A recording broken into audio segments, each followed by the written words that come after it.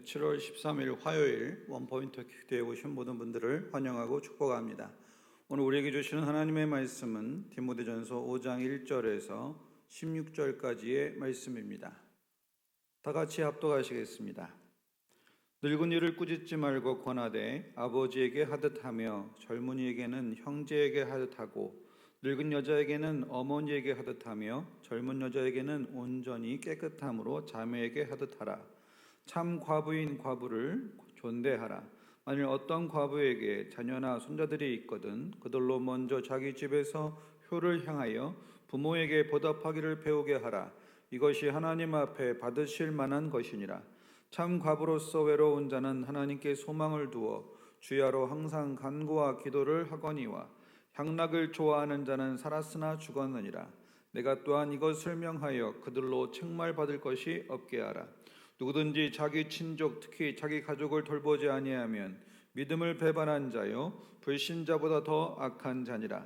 과부로 명부에 올릴 자는 나이가 60이 덜 되지 아니하고 한 남편의 아내였던 자로서 선한 행실의 증거가 있어 혹은 자녀를 양육하며 혹은 나그네를 대접하며 혹은 성도들의 발을 씻으며 혹은 환난 당한 자를 구제하며 혹은 모든 선한 일을 행한 자라야 할 것이요 젊은 과부는 올리지 말지니 이는 정욕으로 그리스도를 배반할 때에 시집가고자 함이니 처음 믿음을 저버렸으므로 정죄를 받느니라. 또 그들은 게으름을 익혀 집집으로 돌아다니고 게으를 뿐 아니라 쓸데없는 말을 하며 일을 만들며 마땅히 아니할 말을 하나니 그러므로 젊은이는 시집가서 아이를 낳고 집을 다스리고 대적에게 비방할 기회를 조금도 주지 말기를 원하노라. 이미 사탄에게 돌아간 자들도 있도다. 만일 믿는 여자에게 과부 친척이 있거든 자기가 도와주고 교회가 짐지지 않게 하라. 이는 참 과부를 도와주게 하려 함이라. 아멘. 이 시간 긍휼과 균등함의 원리를 쫓는 구제라는 제목 담임 목사님께서 말씀 전하시겠습니다. 할렐루야. 예, 오늘 화요일 날 또 화요일 날은 늘 저는 우리가 기대하는 바가 있습니다. 차가 움직이려면 엔진에 불이 붙어야 하는데 화요일 날은 또 우리가 한문풀이 하면 불화자예요. 예, 교회 성령의 불이, 번제단의 불은 소멸의 불이라면 오늘 분향단의 불은 하나님께 예배하는 그 향기의 불로 올라가는 것이기 때문에 교회는 이 불이 있어야 된다.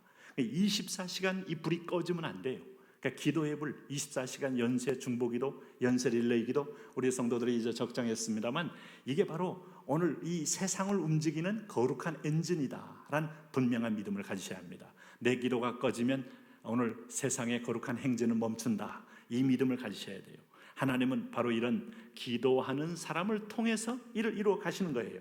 그래서 여기 이제 보시면은 오늘 이제 이 5장에 오면 이제 디모데가 구체적인 목회 연장에서 많은 이제 소위 말하는 이 불평등, 우리 초대교회도 그렇게 성령 충만을 받았지만은 이제 소위 말하는 헬라파 사람과 히브리파 사람들의 구제 문제 때문에 여인들 속에서 이게 서로 불평이 일어나는 일이 생겼잖아요. 아무리 공평하게 한다고 해도 교회는 때로는 오해를 통해서 때로는 또 실제로 하다 보니까 지나치게 또 기울기를 통해서 불평을 이야기할 수가 있어요.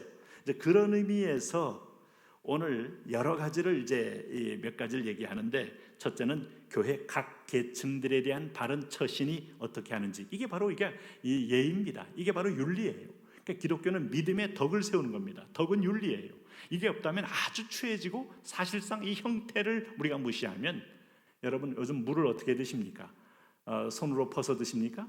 손가락 사이로 물이 빠져나갈 가능성도 있고 손이 더럽잖아요. 그릇이 필요한 것처럼 그릇의 모양만큼 물은 담겨지고 모양이 결정되듯이 형태는 그렇게 중요한 겁니다.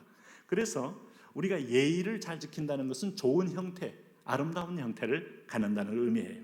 오늘 특별히 1절, 2절에 보면 연장자에 대한 얘기가 나오는데 성경은 우리에게 있어서 가장 이 장유유서라는 어떤, 이건 유교적 어떤 표현이 되었습니다만 이 원리는 연장자를 존중하라는 거예요.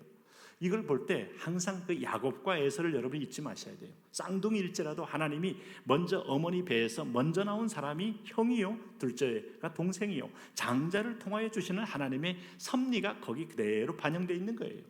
근데 이 에서는 그것을 스스로 던지면서 하나님의 질서에 대해 그는 무시하는 그런 만용을 저지른 것이죠. 그래서 성경은 에서를 망령된 자다 이렇게 표현하는 중에 에서가 무슨 죄를 졌나요?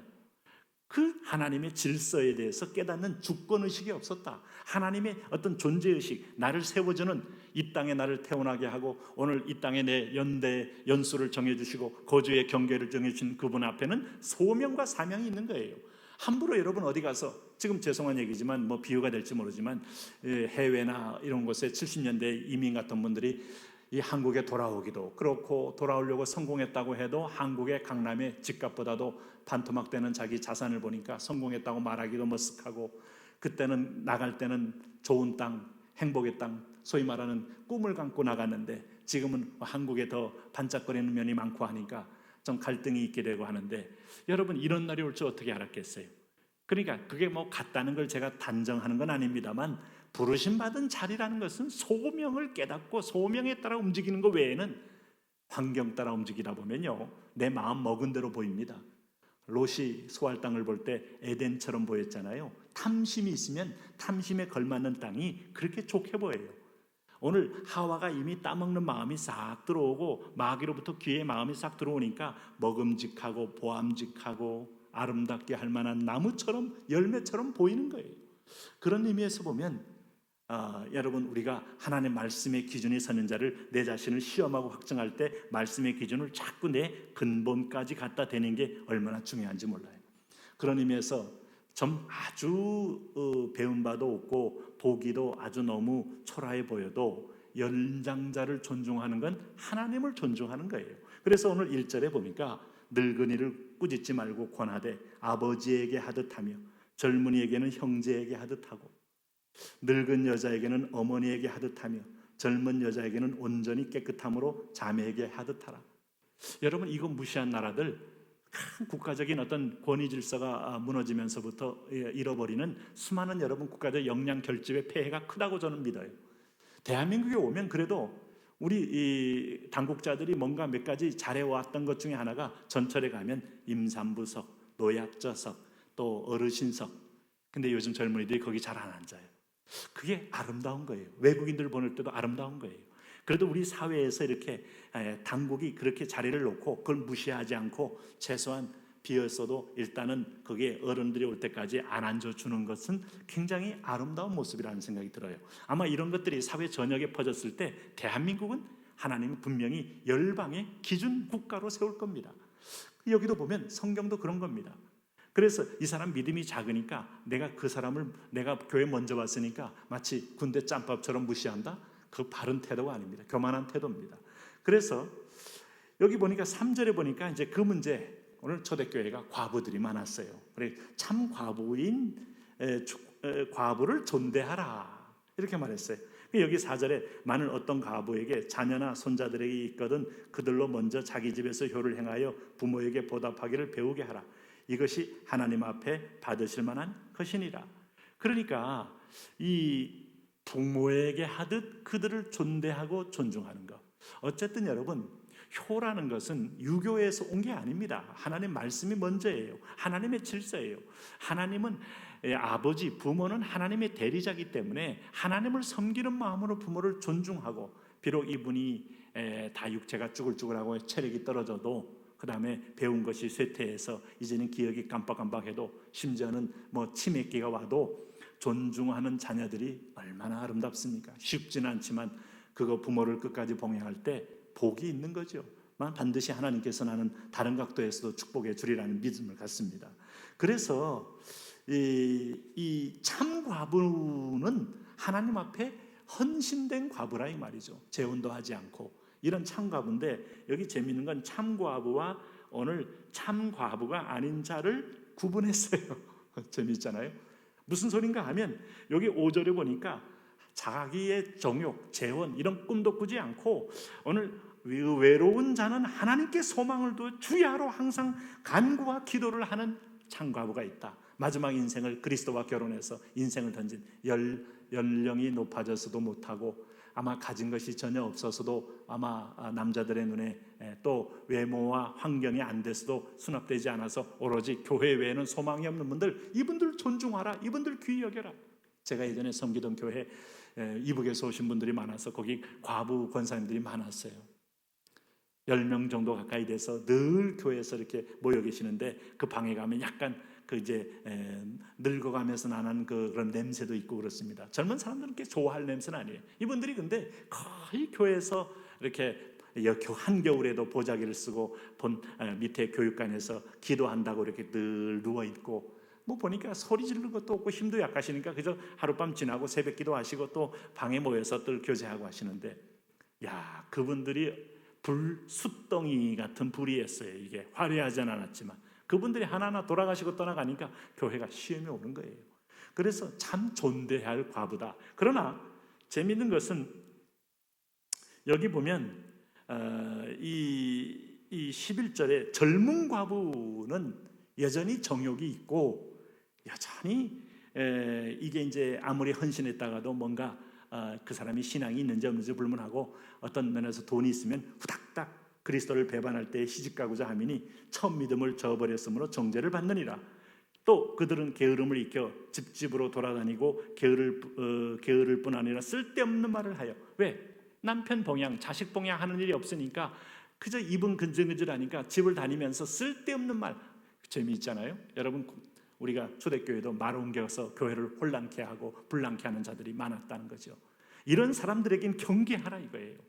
그리고 여러분 보세요. 이렇게 부정적인 사람을 자꾸 집에 들이는 거 아주 여러분 내 믿음에 결코 플러스가 되지 않습니다. 인간은 다 약합니다. 단점을 파고들려면 내가 1000개라면 상대방이 100개라면 내가 1000개가 나올 수 있어요. 그거 여러분 다 하나님이 덮어주니까 우리가 긍휼하여 서는 건데, 그것만 아주 길을 쫑긋해서 진리인 줄 알고 말씀이 진리요. 그런 사람과 사귀고 그런 사람과 교제하고 그런 사람과 사이드에서 있으면요 결국 하나님의 음성조차도 못 듣는 아주 불행한 인생이 돼요. 오늘 이런 자들이 있을 때는 오늘 쓸데없는 말을 하며 이를 만들며 마땅히 아니할 말을 하나니 그러므로 젊은이는 시집가서 아이를 낳고 집을 다스리고 대적에게 비방할 기회를 조금도 주지 말기를 원하노라. 할 때 빨리 시집 보내서 거기에 집중하게 하라. 젊은이가 아직도 이게 과부됐다 해가지고 시간 내가지고 이게 이것저것 다니지 않게 하라. 이게 지혜로운 태도다. 그러니까 교회 공동체의 목회 가운데서 상당 부분이 죄송하지만은 이 여성들에 대한 얘기가 많은 이유는 말을 옮길 가능성이 높다는 거죠. 우리가 하나님의 말씀을 귀히 여기면서 듣기는 속히하고 말하기는 더디하며 하나님의 집을 세우는 덕을 세우는 말만 할 줄 아는 복된 믿음의 식구들 되시기를 바랍니다. 하나님 아버지, 오늘도 우리가 공동체의 아름다운 집을 세우는데 쓰임받는 복된 자녀 되게 하여 주옵소서. 예수님 이름으로 기도합니다.